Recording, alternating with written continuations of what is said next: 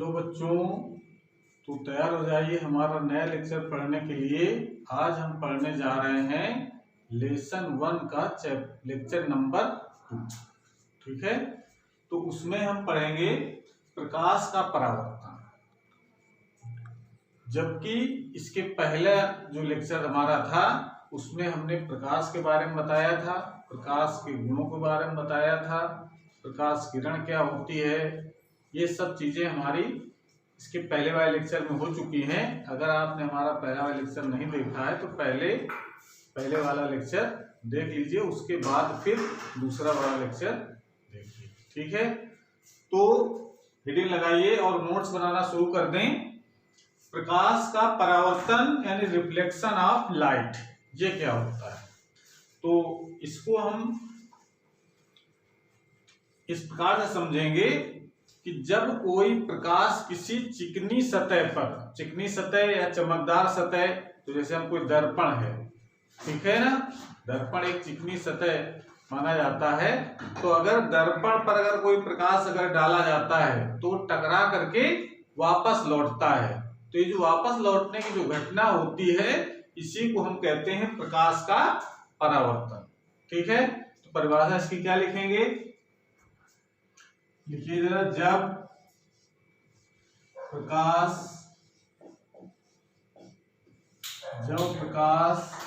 किसी चिकने या चमकदार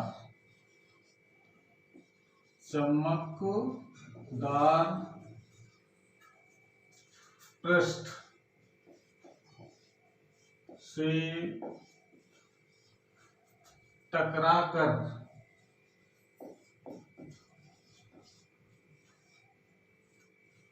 टकराकर पुनः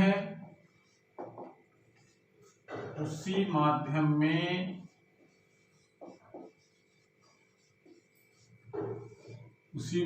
में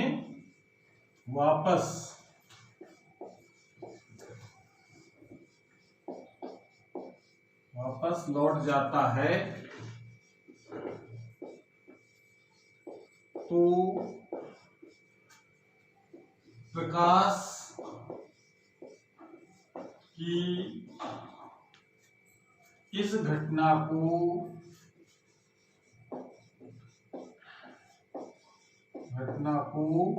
प्रकाश का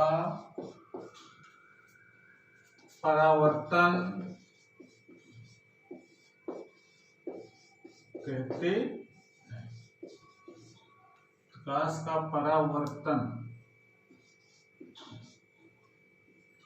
परावर्तन कहते हैं। ठीक है, तो इसके भाषा हम इस प्रकार से लिख सकते हैं कि जब प्रकाश किसी चिकने या चमकदार पृष्ठ से टकराकर पुनः उसी माध्यम में वापस लौट जाता है तो प्रकाश की इस घटना को प्रकाश का परावर्तन कहते हैं। ठीक है, तो ये तो इसकी सिंपल सी परिभाषा हो गई। अब जरा इसको हम चित्र बना करके समझते हैं। तो जैसे अगर मान लेते हैं कि हमारे पास कोई चिकना पृष्ठ है, चिकना पृष्ठ की जगह हम लोग क्या ले लेते हैं? दर्पण।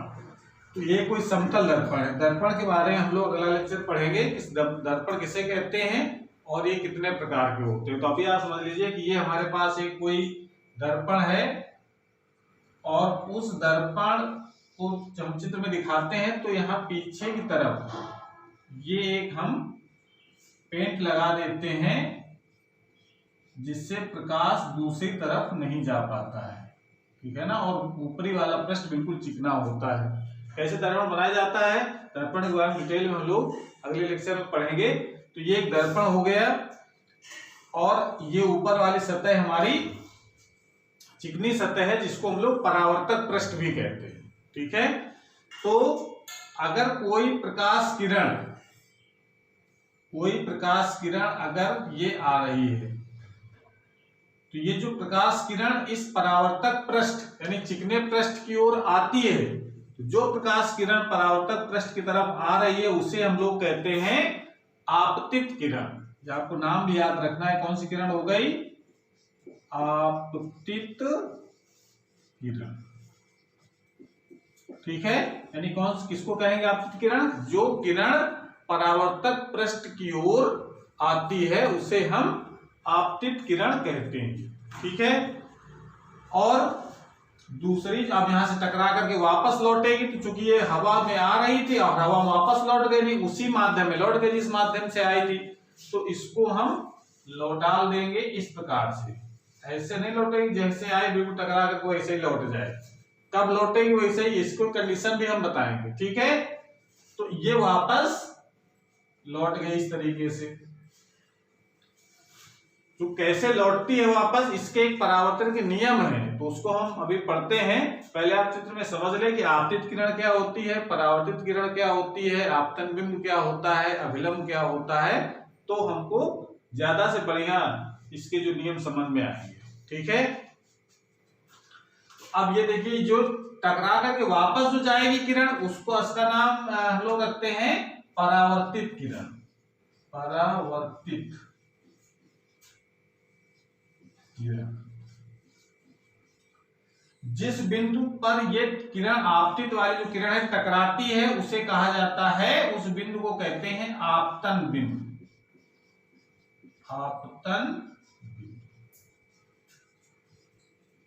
ये जिस बिंदु, कौन सा बिंदु, जहां पर ये किरण हमारी जो आ रही है वो टकराती है परावर्तक पृष्ठ पर, ठीक है, उसको हम कहेंगे आपतन बिंदु। और आपतन बिंदु पर अगर इस पृष्ठ के लंबवत अगर कोई रेखा खींची जाए, ये रेखा कैसी है, जो परावर्तक पृष्ठ है हमारा, यह दर्पण है, यहां पर चित्र हम समतल दर्पण के लिए बना रहे हैं, हम लोग जब गोलीय दर्पण पढ़ेंगे तब भी नियम वही रहेंगे, ठीक है ना, नियम में कोई चेंज नहीं आएगा। गोलीय दर्पण के लिए दूसरा कुछ नियम आ जाए, परावर्तन के जो नियम है वही रहेंगे। तो आपतन बिंदु पर अगर अभिलंब खींचे, अभिलंब का मतलब कि ये जो परावर्तक पृष्ठ है इस पर 90 अंश का कोण बनाते हुए एक रेखा खींच देते हैं, तो इसका नाम होता है अभिलंब,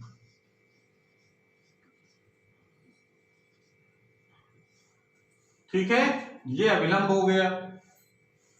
अब देखिए यहां पर दो कोण बन गए, एक ये वाला कोण और एक ये वाला कोण, इनके नाम भी हैं, उसका नाम हम लोग क्या रखेंगे, आपतित किरण और अभिलंब। आपतित किरण और अभिलंब के जो बीच का कोण होता है उसे हम लोग कहते हैं आपतन कोण। क्या कहते हैं, आपतन कोण, इसको हम लोग लिखते हैं आई से। और अभिलंब तथा परावर्तित किरण के बीच का जो कोण होता है उसको कहते हैं परावर्तन कोण, परावर्तन।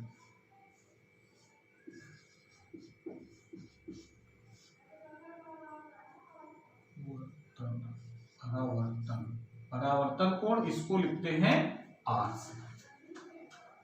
आपतन कोण और परावर्तन, इन कोणों के कुछ नाम नहीं होते हैं, ध्यान रखना है। अगर कोई पूछ ले कि आपतन कोण परावर्तन कोण कहाँ का कोण होता है, तो क्या बताएंगे, आपतित किरण और अभिलंब के बीच का कोण, ना कि आपतित किरण और परावर्तक पृष्ठ के बीच का कोण। ये कोण नहीं बताएंगे, ये परावर्तक पृष्ठ और आपतित किरण के बीच का कोण होता है, इसका कोई नाम नहीं है, ठीक है ना। नाम है आपतित किरण और अभिलंब के बीच का कोण, उसको हम आपतन कोण कहेंगे। और परावर्तित किरण और अभिलंब के बीच का कोण का नाम होता है परावर्तन कोण, ठीक है। बात क्लियर हो गई इतनी, चित्र में क्या क्या नाम होता है। और ये जो पृष्ठ होता है इसको हम लोग क्या नाम दिया, ये कौन सा पृष्ठ है, परावर्तक। ये जो पृष्ठ हमारा है वो क्या है, परावर्तक पृष्ठ है, परावर्तक पृष्ठ, या इसी को हम लोगों ने कहा है कि ये दर्पण है, ठीक है। अब देखो, ये तो चित्र के हिसाब से जो नामकरण कर दिया हमने, अब इसके आगे कहानी जरा समझना है। अब हेडिंग लगाइए, प्रकाश के परावर्तन, परावर्तन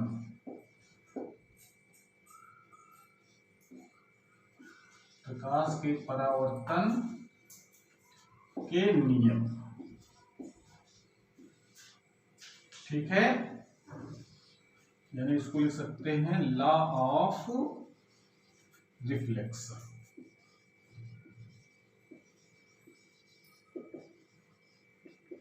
लॉ ऑफ रिफ्लेक्शन ये बहुत इंपॉर्टेंट नियम है, इसको बिल्कुल याद कर लेना है, ठीक है। प्रकाश के परावर्तन के नियम।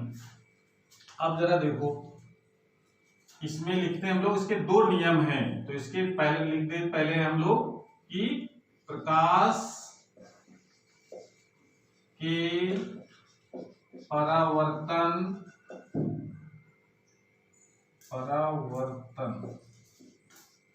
के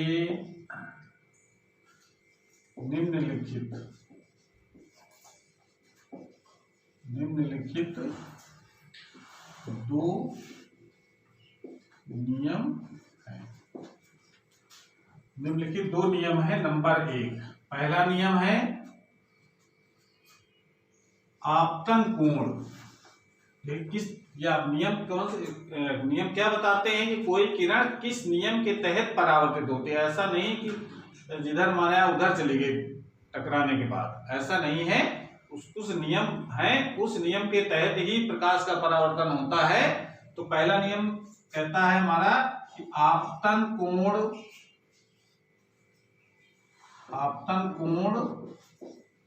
सदैव, यानी इस तरीके से परावर्तन होता है। आपतन कोण सदैव परावर्तन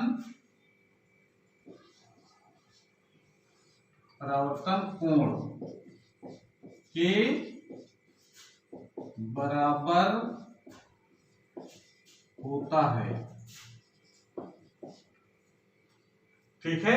आपतन कोण सदैव परावर्तन कोण के बराबर होता है, इस तरीके से परावर्तन होता है। यानी उसको अगर हम गणित के रूप में लिखेंगे तो क्या लिखेंगे, कोण I हमेशा जो है वो कोण R के बराबर होता है, ठीक है। ये सदैव, ये वाले जो कोण होंगे वो सदैव क्या होंगे, बराबर। अगर 30 अंश के कोण परावर्तित हुई है तो 30 अंश के कोण पर परावर्तित होगी, 40 अंश के कोण परावर्तित हुई है तो 40 अंश के कोण परावर्तित होगी, ठीक है। दूसरा है हमारा नियम आपतित किरण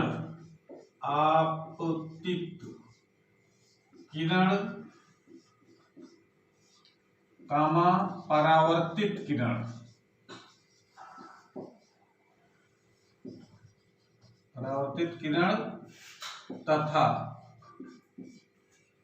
आपतन बिंदु पर अभिलंब, आपतन बिंदु पर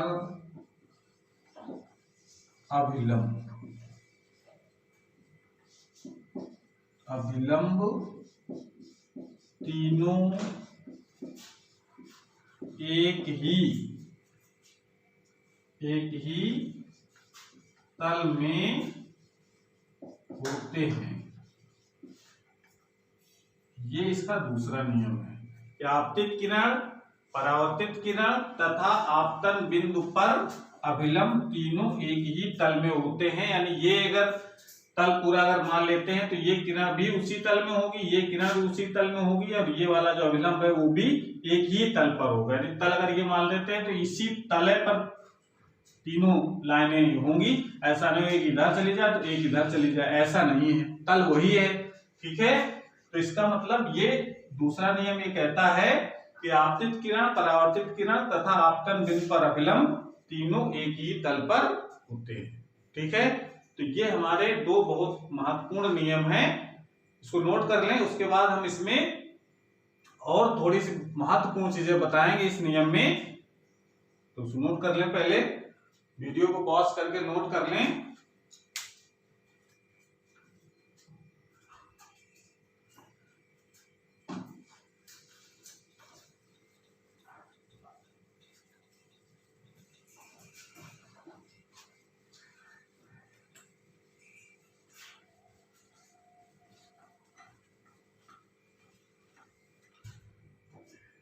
अब देखो हम लोग उसमें महत्वपूर्ण बातें कुछ हैं जिसको हमको याद रखना, और कभी कभी एग्जाम में भी 1 नंबर में प्रश्न आ भी जाता है, तो इसको हम लोग क्या चीज हम बताने जा रहे हैं, जरा पहले तो आप ये हेडिंग लगा लो इसमें, महत्वपूर्ण बातें। ये कौन सी बातें हैं हमारी, महत्वपूर्ण बातें कौन सी हैं? पहली बात तो हमारी ये है कि जो नियम हमने जो पढ़े हैं उस नियम के तहत कुछ निष्कर्ष निकले हैं, वही हमारी महत्वपूर्ण बातें हैं। निष्कर्ष क्या निकला है कि यदि, लिख लो उसको बताते हैं, यदि आपतित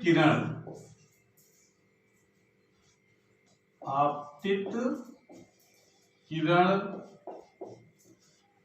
परावर्तक पृष्ठ, यानी परावर्तक पृष्ठ मतलब दर्पण पर, यदि आपतित किरण परावर्तक पृष्ठ, या इसको हम लोग कह सकते हैं दर्पण पर अभिलंबवत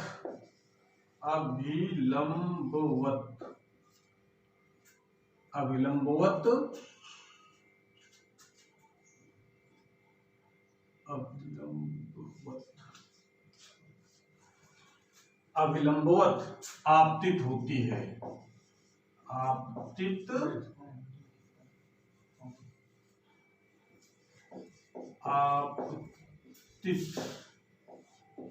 होती है,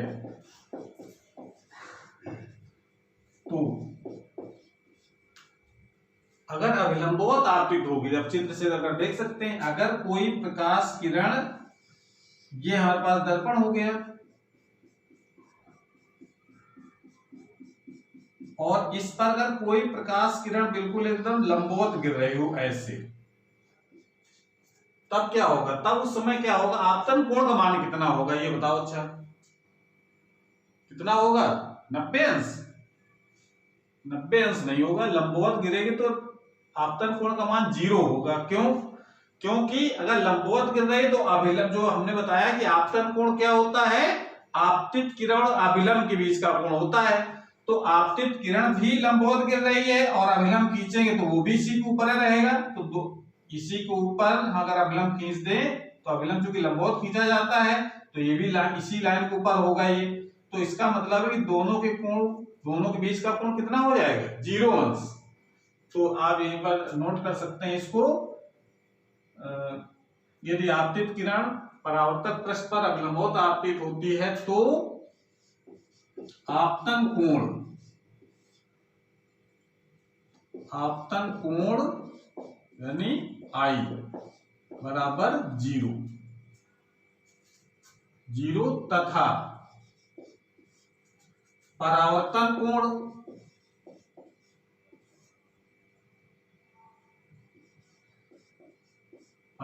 कोण कितना होगा भाई बताओ? भाई जब आपतन कोण 0 हो गया तो अब चूंकि नियम ही कहता है कि आपतन कोण सदैव परावर्तन कोण के बराबर होता है, तो परावर्तन कोण भी हमारा कितना हो जाएगा? 0 होता है।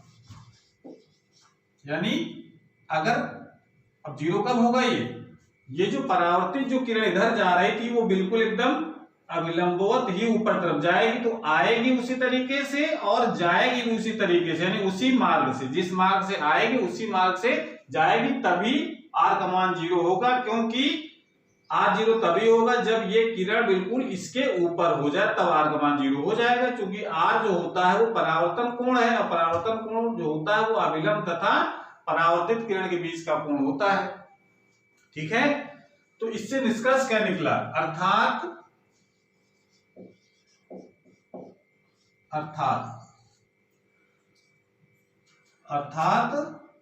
जब कोई प्रकाश किरण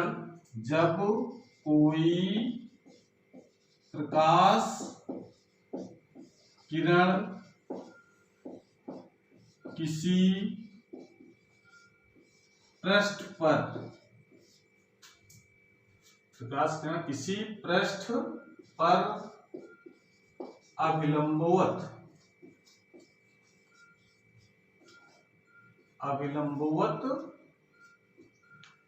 आपतित होती है, आपतित होती है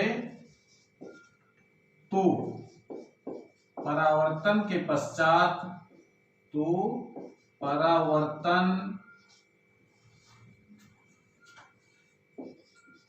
के पश्चात वह उसी मार्ग से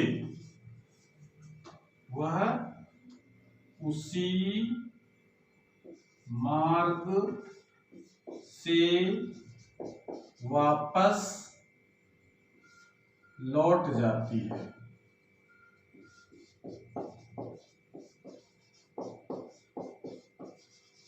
यानी अगर चित्र में देखो जरा, अगर जिस मार्ग से आ रही है वो उसी मार्ग से वापस लौट जाएगी।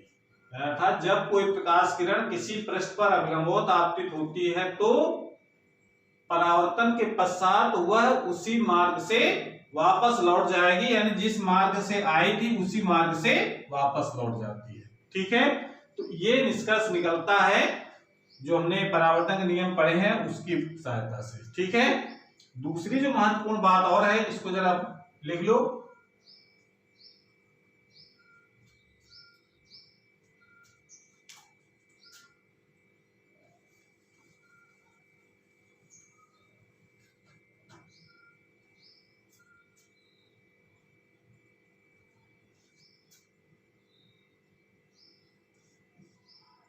दूसरी महत्वपूर्ण बात क्या है कि जितनी चाल से ये आपतित किरण आ रही है, जितनी भी चाल से आ रही है, परावर्तित किरण भी उतनी ही चाल से जाएगी भी लौट करके, यानी उसकी चाल में कोई परिवर्तन नहीं होगा। ठीक है ना। तो और उसकी जो तरंगदैर्ध्य होगी, तरंगदैर्ध्य अगर आपको नहीं पता है तो ये हम आगे जब हम तरंगों के बारे में पढ़ेंगे तो तरंगदैर्ध्य भी बताएंगे। तो क्योंकि प्रकाश तरंगों के रूप में चलता है, ये हम मान के चल रहे हैं अभी, तो अगर प्रकाश की तरंगदैर्ध्य और उसकी चाल जितनी आपतित किरण की थी उतनी ही परावर्तित किरण की होती है, इसमें कोई चेंज नहीं आता है। ठीक है, तो आप इसमें लिख सकते हैं कि परावर्तित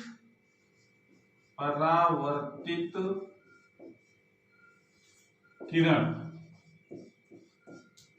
की चाल व तरंगदैर्ध्य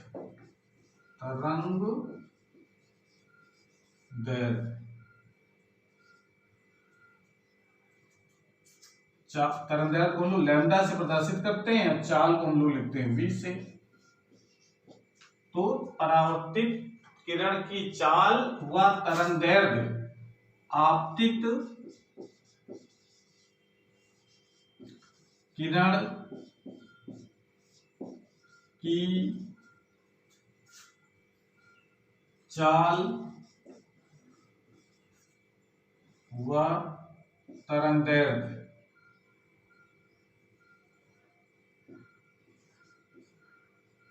चाल v व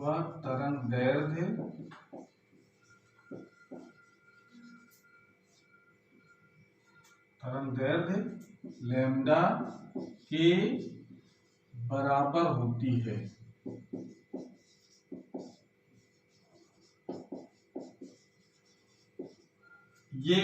ये पॉइंट को याद रखना है, क्योंकि हम जब अपवर्तन पढ़ेंगे परावर्तन के बाद तो वहां पर ऐसा नहीं होता है। ये सिर्फ कब होता है, जब परावर्तन घटना होती है कि परावर्तित किरण की चाल व तरंगदैर्ध्य आपतित किरण की चाल व तरंगदैर्ध्य के बराबर होती है। अर्थात एक शॉर्टकट में बात को लिख सकते हैं, अर्थात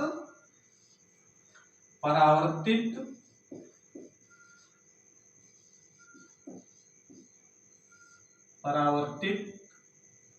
किरण की चाल व तरंगदैर्ध्य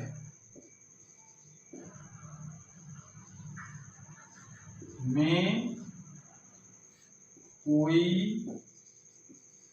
परिवर्तन